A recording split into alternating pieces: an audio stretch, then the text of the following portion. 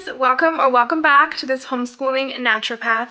If you're new here, my name is Hannah and I am a homeschooling mom of 3 girls who are 11, 9, and 7, and I'm also a fully qualified naturopath living in New Zealand. On this channel, I like to share content related to homeschooling, homemaking, motherhood, as well as some naturopathic info throughout some of my content here. In today's video, I'm going to be sharing with you guys what my oldest daughter is doing for her independent subjects for the 2025 homeschooling year. Okay, and here it is. This is the independent subjects for my 11-year-old daughter. She will be turning 12 at the end of the 2025 school year. Is that what I want to say? Yeah. Well, if you're watching this from the United States, our school years here in New Zealand run from about February to November, obviously because we're in the Southern Hemisphere and our summer is December, January, February. Anyways, so when I say she'll be turning 12 at the end of the 2025 school year, it's just toward the end of this year. I'm sorry. Wow. I probably didn't need to explain that much. Anyways, let's carry on. First of all, every week I am making a new one of these for each of my daughters. They're weekly to do, and I just wanted to show you guys real quick how I lay all of these out to make sure that they're hitting all of their subjects every week. This week is slightly different because we have a science field trip on Friday, so what we would usually do on a Friday, which is our enrichment day, I've kind of moved throughout the week. So for example, ancestral nutrition as well as her your business math would usually be on a Friday, but it's not. So anyways, this isn't the best example of how I usually lay this out just because that field trip offsets our week, but you get the idea. All right, so first and foremost, math.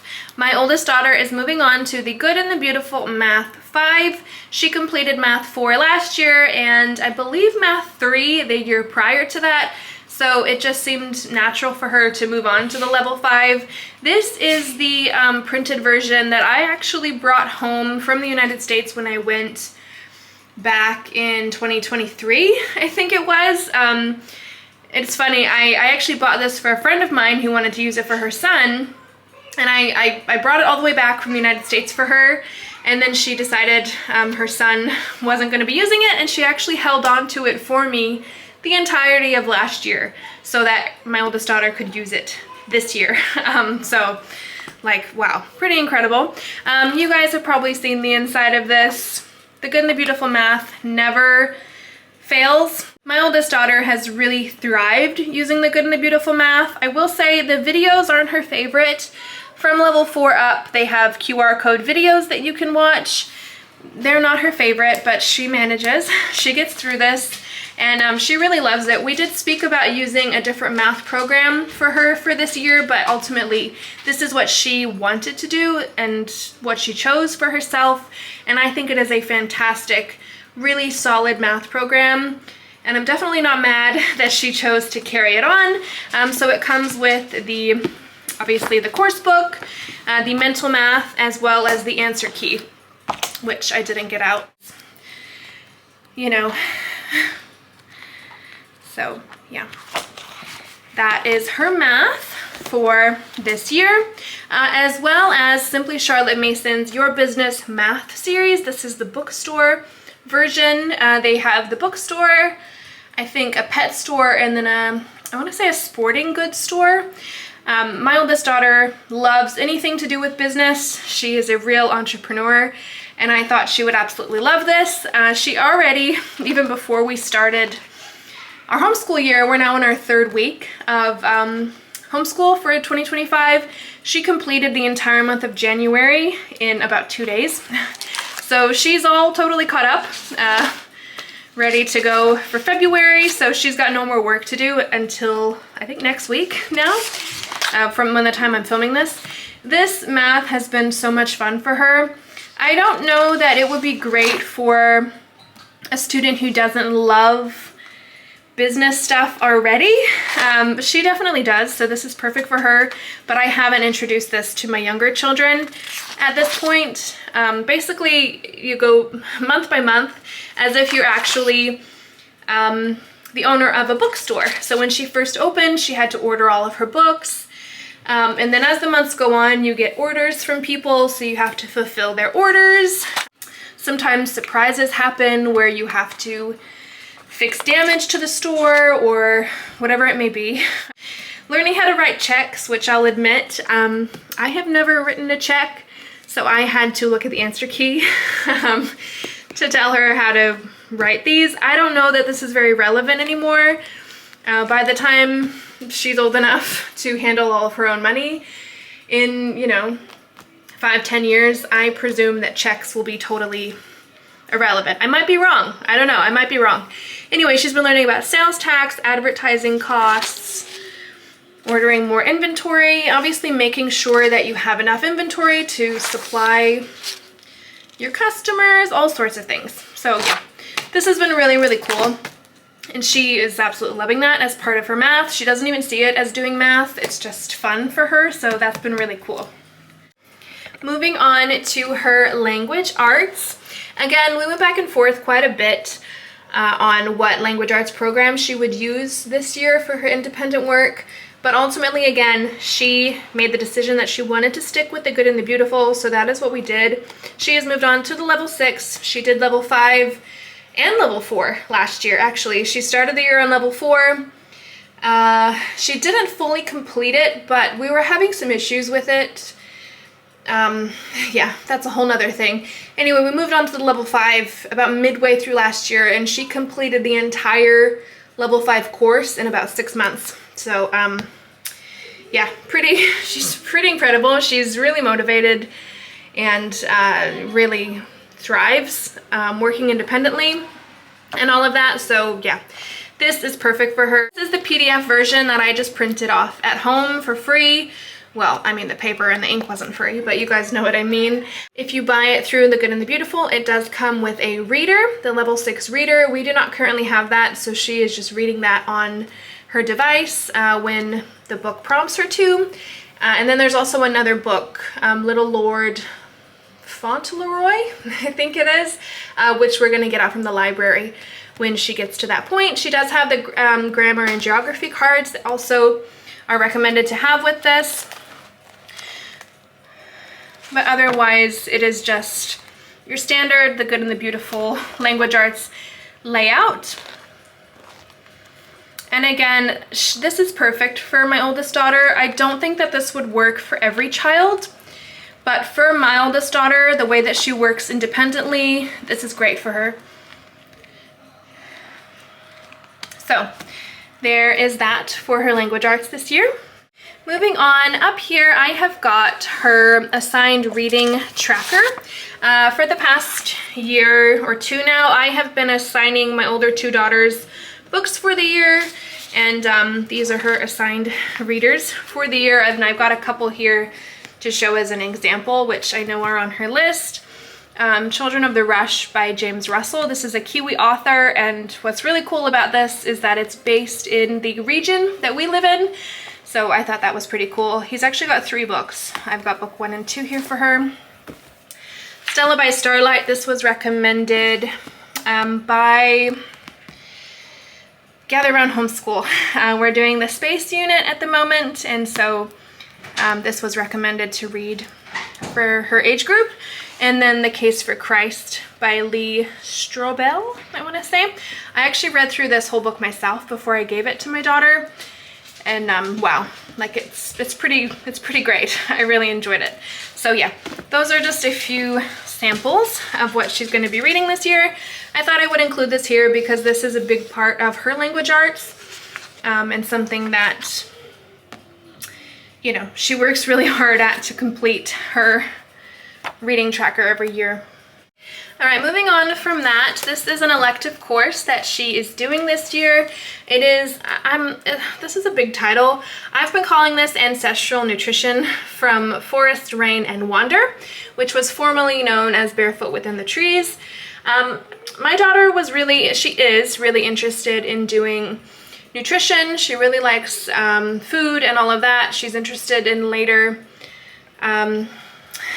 doing something related to food and nutrition.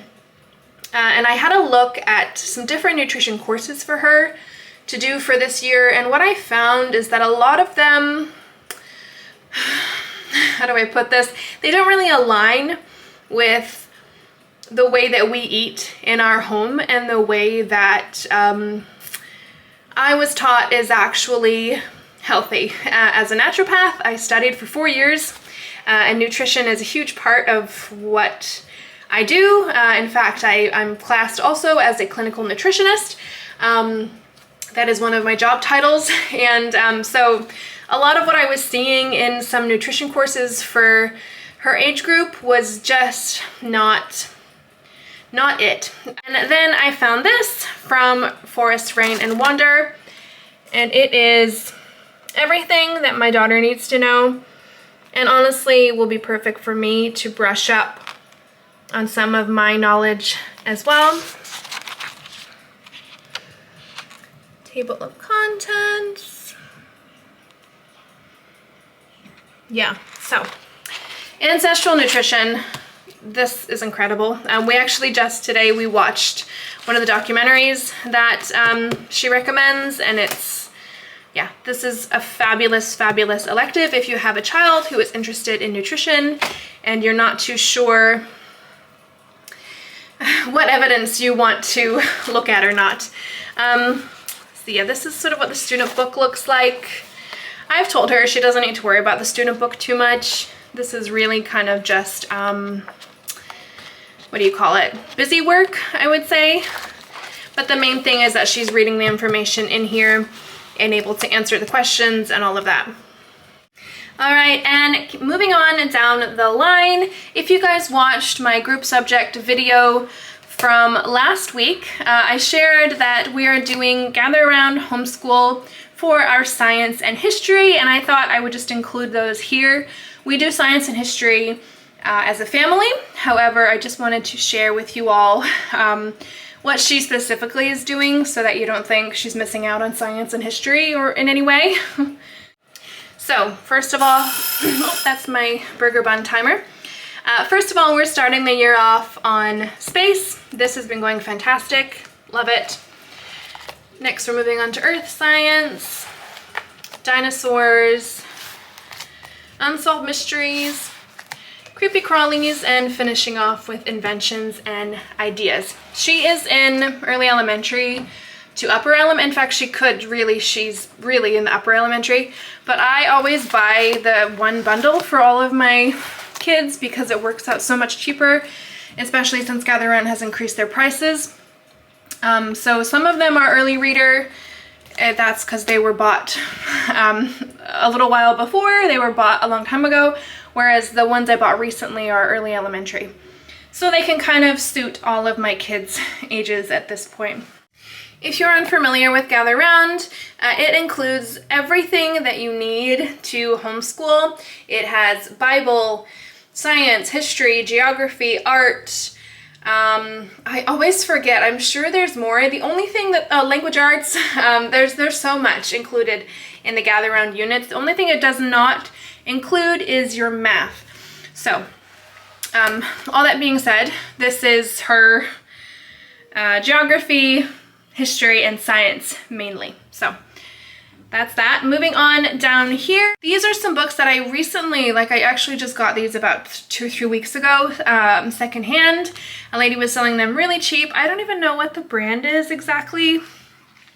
Comment down below if you know what this brand is. I don't even know, but I saw a lady selling them very cheap and I was like, whoa, that actually looks like something that my oldest daughter can do as an elective. So that is what she's been doing.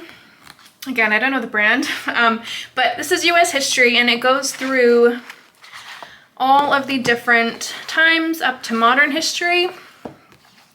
And it's really straightforward. All she has to do is read the chapter and then go over and answer the questions. And it's pretty straightforward. So it's really, excuse me, just like a reading comprehension at this point, but it's also teaching her all of those little tidbits of American history that we didn't do too well on in our Story of the World Volume 3 last year. So, right, there's review tests. Yeah, there's a lot in here. Pilgrims. you get it. So again, this wouldn't be for every child to do independently as an elective, but for my oldest daughter, she can breeze through this. I'm only having her do 1 chapter a week, and it's no big deal for her. She does it pretty quick. So that is my oldest daughter's independent subjects for the 2025 school year. Now the sun wants to come in. It's been raining on and off all afternoon. Now the sun wants to peek through and say hello. That's nice. All right, thank you guys so much for watching. I hope that you have enjoyed seeing what my oldest daughter is doing for her 2025 independent subjects. I will catch you guys in next week's video when I share what my 9-year-old daughter will be doing for her independent work. Thanks for watching. See you guys next week. Bye.